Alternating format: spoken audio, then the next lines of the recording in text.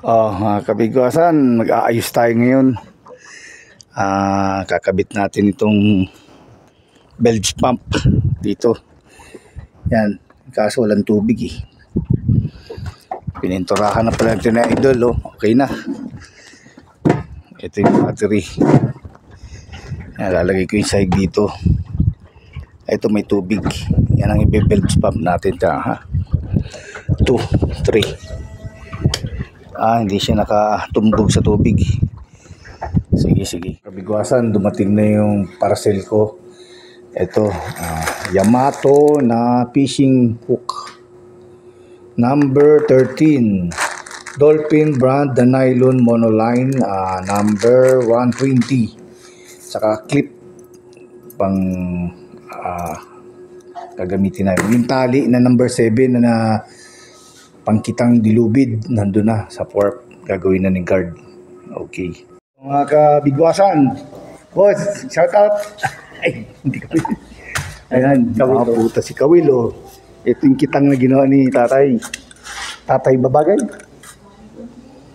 Yeah, meron na kaming pangkitang. Huwag mo na buksan. Ayan, oh, kasi bandwidth yan, oh. Malalaki yan. Ito yung cooler. Wow, jumbo ah. Iba yan pa rin, oh. Jumbo, pwede mo ba Oo, pwede sa gilid. Siguro ito nag-hindi. Ay, Pwede. Ay, basa. Yan hindi pwede. Sige, dito muna kami.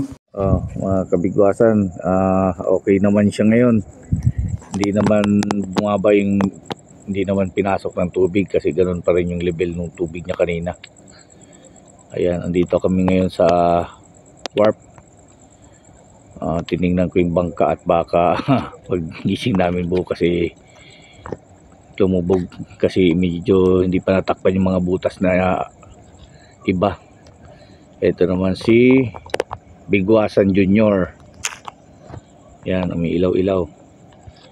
Okay, thank you. Bigwasan.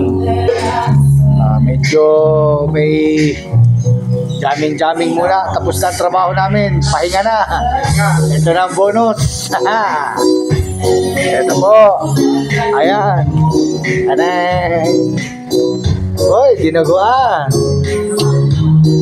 Ito yung mga bisita natin. Mga dayo.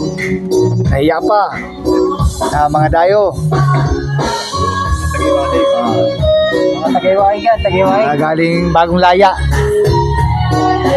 Nagano sila, sila ng bubong ni sir. Ayan, nag-fiber.